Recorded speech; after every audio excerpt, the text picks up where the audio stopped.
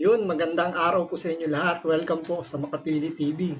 Eto na nga po, pag-usapan lang po natin itong naging issue ng pagiging witness po ng mga Diskaya dahil hindi nga po pinirmahan ni Senate President Tito Soto yung hiling ni Congressman Marcoleta nung siya pa ay yung chairman ng Senate Blue Ribbon Committee dahil naniwala nga po si Senador Tito Soto na sabi ni Boying Remulla, kailangan daw muna magsauli ng pera ang mga Diskaya bago sila pumasok maging witness.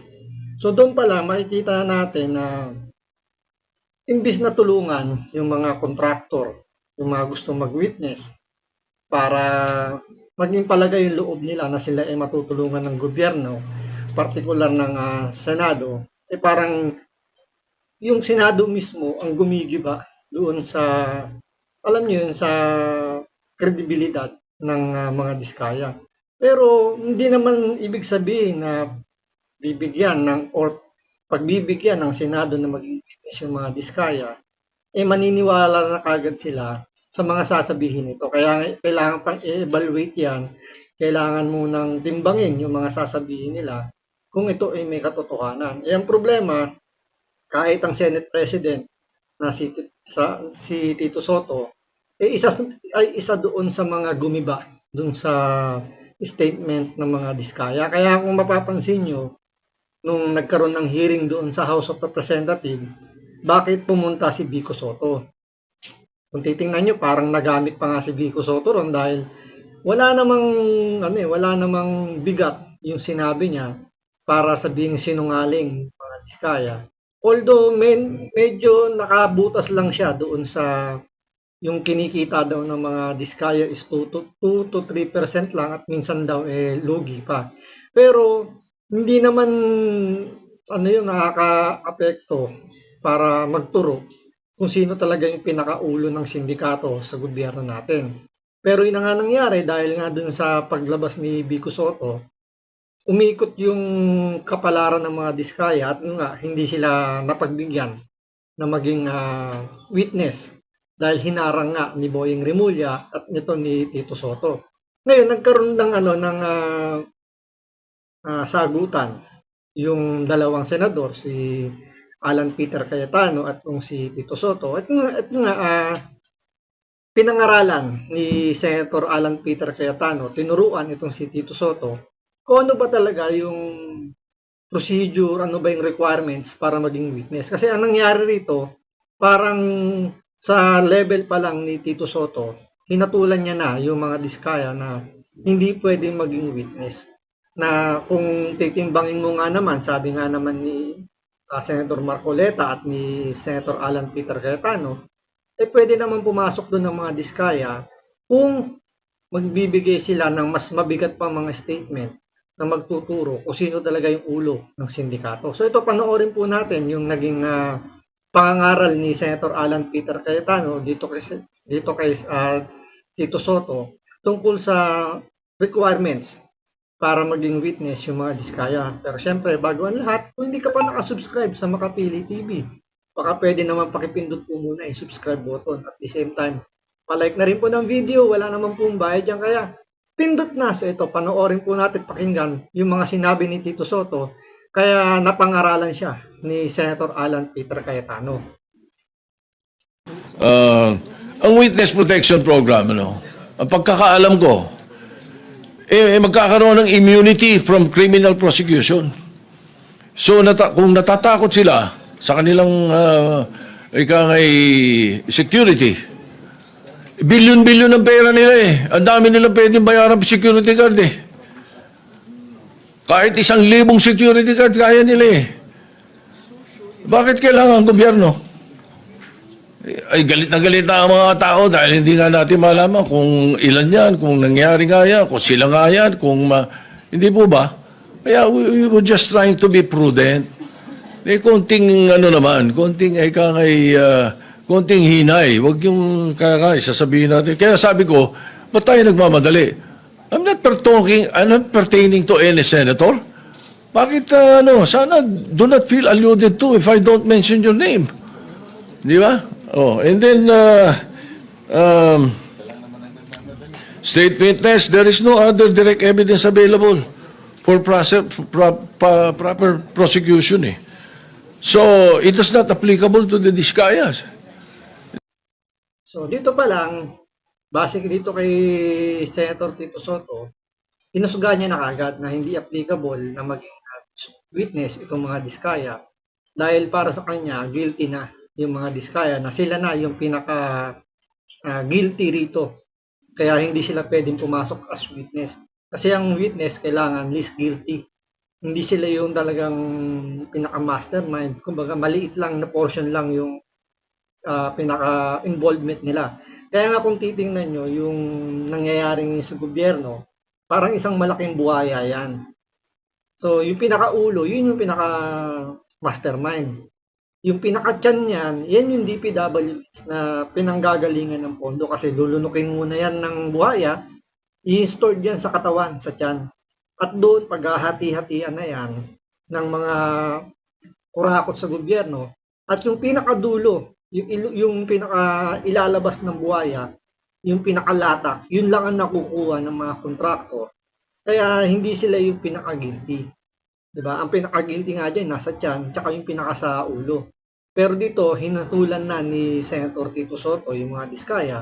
At aminado naman siya sa kanyang pagkakaalam lang na hindi pwedeng maging star witness o witness yung Diskaya based lang sa kanyang opinion. So, pero kahit ng opinion lang, hinatulan na rin niya.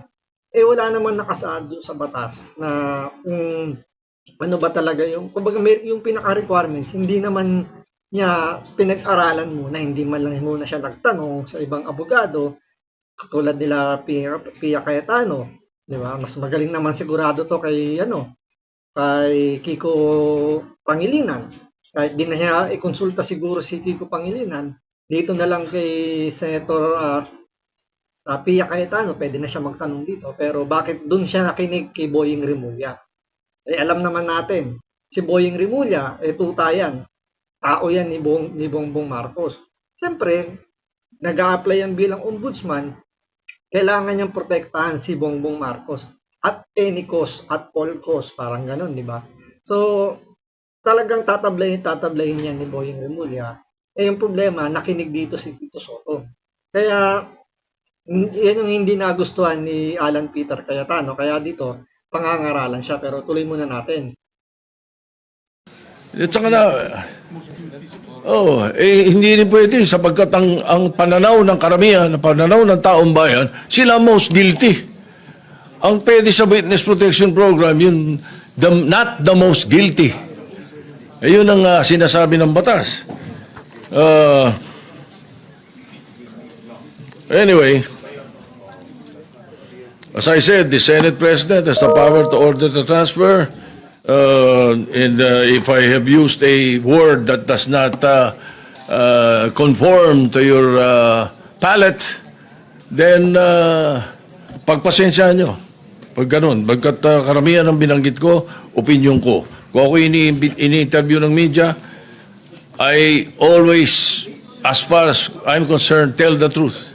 Pag ang media kausap mo taong bayan eh.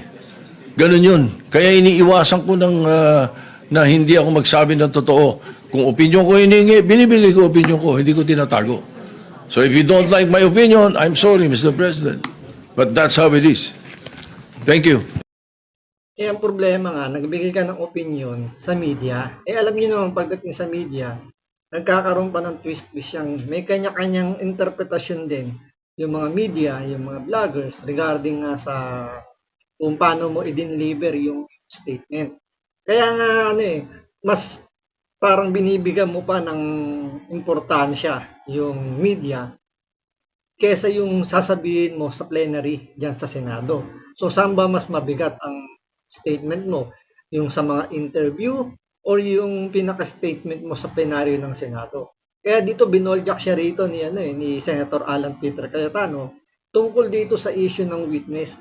Ito, pangangaralan siya rito ni Alan Peter Cayetano at sasabihin kung ano yung tamang procedure, ano yung mga requirements para maging state witness, at ano yung, kumbaga, naging consequence, ano yung posibleng maging consequence dahil dun nga sa hindi pagpayag nito ni Senator Tito Sotto na maging witness yung mga diskaya. Kasi tandaan nyo, ang hinihingi dito ng mga diskaya ay yung proteksyon para sa proteksyon ng gobyerno.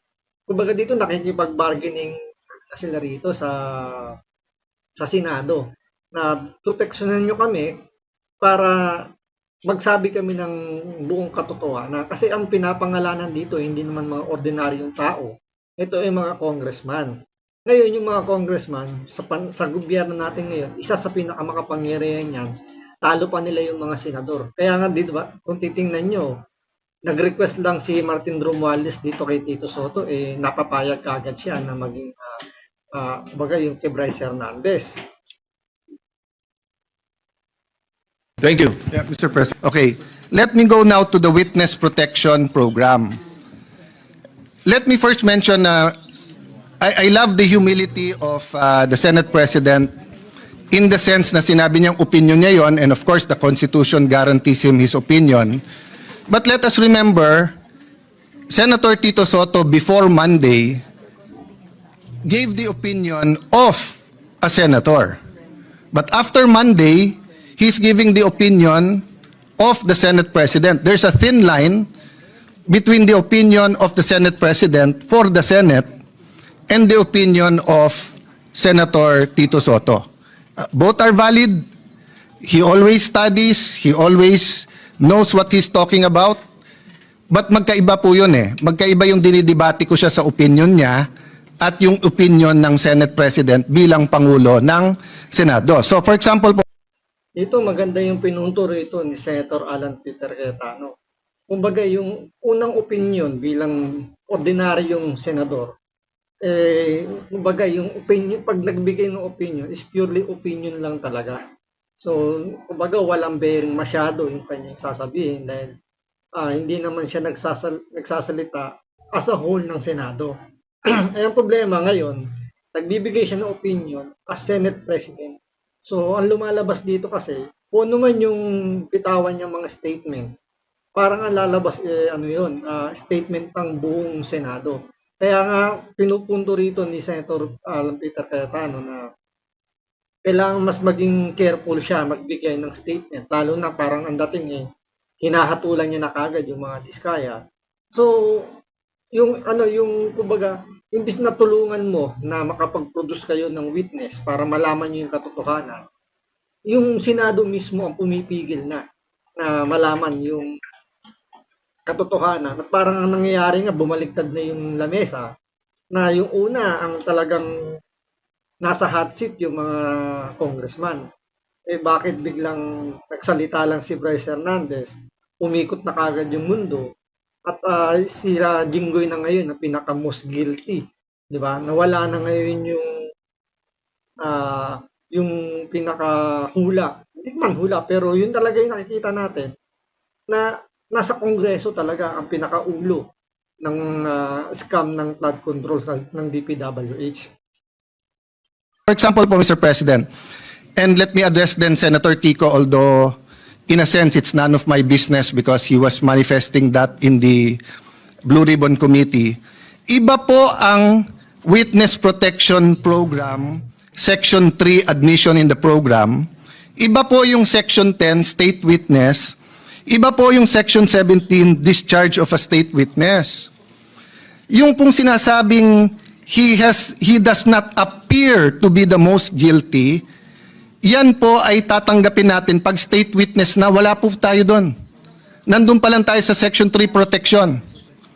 So let me make that clear ha. Kasi po ang nasabi ng Senate President, paano yun yung perception ng tao, most guilty sila. First of all, I don't agree. Kaya nga nagrarally, alam ng tao may mastermind sa likod nila. Nakuha nyo, di ba? Kumbaga tumalong kagad si Tito Sotto, parang they jump to their conclusion kagad na dahil nga nagagalit na yung taong bayan, tinuturing kagad nila yung mga diskaya na kagad ang pinaka-guilty. Tama yung sinasabi rin ni Senator Alan Peter Cayetano, kaya nagwawala na yung mga Pilipino kasi alam nila na meron pang mas mataas, may pinaka-mastermind. At the same time, ang hinihingi pa lang naman na motion bukod sa pagiging witness, ay yung protection muna ng mga diskaya dahil nga natatakot sila ah, sa kanilang buhay. Kasi kung unang pakikinggan nyo yung sinabi ni Tito Soto na pwede namang kumuha ng mga security, yung mga diskaya dahil nga sa dami naman ng pera nila, may punto. Tama nga naman, ang dami nilang pera, di ba? Bilyon. Dahil nga, kung yung sa mga luxury car na, gumagastos sila ng napakalaking halaga. Yung pagkuha pa kaya ng security para sa buhay nila, kayang-kaya nila. Pero ang punto kasi, iba pa rin kasi kapag ang gobyerno ang nagbigay ng proteksyon sa mga gusto mag-witness, mas mas kampante sila. 'Di ba? Mas sila mas willing silang ibigay pa yung mga dapat nilang ibigay para patotohanan. Malaman kung sino yung mga mastermind. Kaso kung ang punto kagad ni Tito Soto, hindi, nagwawala na yung mga tao. Sila na yung pinaka-guilty. Sila na yung pinakamasamang tao. So, ang nangyari, inabsuelto na kagad ni Tito Soto, si Romualdez, at yung mga bataan niya na involved dito sa issue ng flood control scam. Di ba? Napakagaling naman ng Diskaya na pati BICAM, pati budget, pati everything, sila ba nagpapatakbo ng gobyernong Pilipinas? Di ba? They probably could be one of the most guilty na may kasama sila, pero it is very much possible na may mastermind behind them. At hindi lang po sila ang may ghost. So kung sila ang mastermind, then ibig sabihin, for example, Wow, Sims, etc. Ibig sabihin nun, kasama din sila. Pero kung ginagawa din ng Sims yun, ginagawa din ng Wawaw, maaring individual racket yun, maaring meron pong mastermind. Maaring nasa DPWH yung mastermind. Maaring nandito sa Senado, maaring nasa Kongreso. Maaring napakataas ng posisyon. Hindi ko po alam. But assuming for the sake of argument, perception ng tao. Ang perception po is not reality. Trabaho natin to find reality para mabago yung perception. So papakawalan po natin ang possible witness kasi tingin ng tao siya ang most guilty. So, halimbawa po kay Napoles, if there was someone most guilty, wag na natin habulin kasi tingin ng tao siya most guilty. Dapat kinabul natin. No? Ngayon, siya mukhang most guilty, siya yung nakakulong. What's my point, Mr. President? Bakit nag-react si Senator Marcoleta? If I may, Senator, I cannot speak for you, but you're my good friend. Mr. Senate President, siya lang naman ang mamadali kaya siya tinamaan. Pero tama na magdali siya, bakit buhay Pag sinabi ng isang witness that his life is in danger, whether we agree with that witness or not, we have to protect their lives. Kahit payag tayo o hindi. Kahit tingin natin nagsisinungaling o hindi. Bakit po? Okay, number one, wala pong magnanakaw na hindi sinungaling. Kaya nga ang kapatid ng magnanakaw ay sinungaling. Bakit po? Ghost Project. Pinirmahan mo na may project So nagsinungaling ka na may project kasi wala Di ba? Ninakaw mo, hindi sa'yo yun. Pinalabas mo sa'yo, nagsinungaling ka na. So magkapatid po yun. Hindi nga magkapatid, it's the same person. So pagka nahuli, hindi ka agad aamin yan. Magsisinungaling muna yan.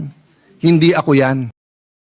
Nakuha nyo. Ang galing ng paliwanag dito ni ni Senator Alan Peter Cayetano. Kasi nga naman, siyempre, pag sinabi nga nasa bingit nasa alanganin yung buhay nila, gawa nga ng nag-name drop na sila ng mga congressman, di ba? So sa dami ba naman 17 congressman yung pinangalanan ni Diskaya? Siyempre, isa diyan, o sabihin natin lahat sila, galit na lahat sa mga Diskaya. So kailangan na talagang bigyan ng proteksyon. Pero hindi naman ibig sabihin, naniniwala na kagad si Senator Marcoleta na hindi nagsisinungaling yung mga Diskaya. Pero kasi nangyari dito kay Tito Soto, hindi man lang nila binigyan ng benefit of the doubt muna na baka nga totoo yung sinasabi ng mga diskaya, may mga congressman talaga yung isa dun sa mga ulo ng scam ng flood control. Doon kagad kasi pinatay kagad ni Tito Soto eh. Eh what if nga, sabi nga dito ni Alan Peter Cayetano, may mangyari sa mga diskaya. So pinakawalan natin yung chance na magkaroon ng witness. Ito na, nagsalita na eh. Ano pa bang iniintay natin? Ang kailangan na lang, bigyan sila ng pagkakataon na magsabi, magsalita, para malaman kung talagang valid yung kanilang mga pinagsasabi. Ang problema nga, mas binigyan nila ng pansin yung sinabi ni Bryce Hernandez na sila Jinggoy at si Joel Villanueva yung mas nakikinabang doon sa flood control. Kaya nga ang ganda ng paliwanag niya rito, yung ang sinungaling kapatid ng magnanakaw. Yun ang ginawa ni Bryce Hernandez, di ba? Sinabi ng Wawaw at ng Sims Construction na sa mga ghost project na ina-arbor yung kanilang mga lisensya para gumawa ng project na wala namang project. So doon pa lang, nagsinungaling na, ninakaw pa yung pondo. Pero mas pinaniwalaan nila Tito Soto yung sinabi ni Bryce Hernandez kesa sa mga diskaya. So, di ba, kung titingnan nyo, sino ba may mas bigat yung pinangalanan? Yung diskaya ba? O yung si Bryce Hernandez? Comment down below po, tuloy natin. Ako yan. There is a process and a time, and tama po si Senate President, tama po the esteemed Senator Kiko, dumaan sa proseso. Ang problema natin, ayaw natin sa proseso. Protection pa lang, sinasabi nila, papatayin sila. So pagka yan, binigyan mo ng protection, kasunod na doon, sandali lang, ano ba alam mo? So question, paano yan baka magsinungaling? Hindi po, bakit? Sabi po sa Section B ng Section 3, Section B, his testimony can be substantially corroborated on material points. So again, quoting Senator Lacson, may resibo. But quoting myself, hindi peke na resibo, hindi ghost receipts. So ibig sabihin po, pagkatapos mo bigyan ng proteksyon, papupuntahin mo ngayon sa DOJ. Doon mo na pakakantahin. Doon mo na i-assess. Bakit importante ito? Kasi pag nakita ng SIMS, nakita ng Wawaw na may kumakanta na, mag-uunahan na yan sa DOJ kung sinong kakanta. Parang karaoke yan. Kita nyo kung paano magpaliwanag ang isang abogado kesa doon sa graduate sa One Ball University. Buti na lang, hindi tayo nakatuloy mag-enroll doon sa One Ball University. Ang ganda ng paliwanag dito ni Alan Cayetano, punto por punto doon sa mga provision ng state witness. Hindi kagaya ni Senator Tito Soto, naniwala siya sa sinabi ni Boying Remulla. Kung tutusin, sabi nga rin ni Alan Cayetano, pakakantahin mo na yan ng DOJ kung totoo yung sinasabi. Halimbawa, yung si Diskaya nga, di ba? Pakakantahin muna nila kung totoo yung sinasabi nila bago sila magdesisyon. Ang problema, hindi pa kumakanta, ni-reject kagad ni Boying Remulla. At pinaniwalaan naman ni Tito Soto. Kaya nga, ang ganda ng paliwanag dito, kinumpir pa nga ni Alan Peter Cayetano sa pagkakaraoke, sasabihin naman niya rito. Kung panonoorin nyo yung naging hearing, di ba nagsalita na yung Diskaya. Kahit pa paano may sumunod na yung Wawaw tsaka yung Sims. Kaya nga nalaman kagad kung paano yung transaksyon na ginagawa ni Bryce Hernandez, di ba? Meron ng dalawa kung tutusin. Bukod sa Diskaya, nagsalita na pa yung dalawang kontraktor. At possible yan, kung papayagan nila yung mga Diskaya na mag-testify as witness, malamang yung 15 kasing kontraktor yan, so may 3 ng parang kumanta. So yung 12, possible, meron pa dyan susunod na pwedeng kumanta kapag binigyan ng gobyerno ng proteksyon yung mga gusto pa mag-testify o maging witness tungkol dito sa scam ng flood control. Ito, tuloy natin yung sinabi rito ni Alan Cayetano. Yan. Pag hindi pa naka-on at wala pang may hawak ng mic, walang gustong kumanta. Pag kinuha na ang mic at kinanta na yung My Way, agawan na sa mic yon. Habang walang kumakanta kung sino ang mastermind dito, wala, liligawin po tayo. Tayo, ngayon. I feel for the Senate President. If part of him feels we're wasting time, may I admit, Mr. Senate President, dear colleagues, part of me feels that we might be wasting time. Bakit? Instead of using this to find the mastermind. Senator Lacson, I appreciate what you've been doing. Having said that, let's go back to the rules. Pag binigyan mo ng protection ng mga diskaya at hindi sila magsabi ng totoo, that can be corroborated in material points. I-discharge mo sila, bahala sila sa buhay nila. Pero may mga techniques. 'Di ba? Yun nga yung punto na bigyan mo muna ng ng benefit of the doubt yung mga diskaya. Hayaan mo muna silang magkwento, magbigay ng mga statement, 'di ba? Pag-aralan niyo yung kanilang affidavit. Kasi pwedeng mo namang pwede namang bawiin yung ibibigay sa kanila. Once na sila mapatnay nagsisinungaling. Ang problema nga hindi pa nagsisimula Nagbigay pa lang sila ng sworn statement, hindi pa affidavit na talagang gagamitin sa Kongreso sa mga hearing Ni-reject kagad kasi alam naman natin nga, gaya na sinabi natin, si Boying Rimulya nagpapalakas yan kay Bongbong Marcos gawa ng gusto maging ombudsman. Siyempre, kung papaboran niya yung hinihiling ni Marcoleta na maging witness yung Diskaya, pwedeng maituro si Bongbong Marcos. Possible hindi naman natin sinasabing parte si Bongbong Marcos ng sindikato, pero dahil nga alam niyo yung sinabi nga ni Katunying kinonsinte ni Bongbong Marcos yung mga kawatan, kaya naging garapalan yung katiwalian sa pamumuno ni Bongbong Marcos, nagkaganto-ganto yung bansa natin. So, pinoprotektahan ni Boying Rimulya si Bongbong Marcos para at least makuha ni Boying yung inaasam niyang maging ombudsman. Kaya sa level pa lang ni Boying Rimulya na hindi na dumaan sa proseso yung pagiging witness ng Diskaya, sa kanya pa lang hinatulan niya na kagad na hindi pa pwedeng maging witness yung Diskaya. May mga techniques yan. Sa ibang bansa, yung kanilang Attorney General, DOJ, sasabihin yan, paano yan, kumakanta na? O kaya sasabihin sa Diskaya, papakawalan ka namin, walang protection, pero ipagkakalat namin, sinabi mo na sa amin, ayaw mo lang pirmahin kung sino ang mastermind.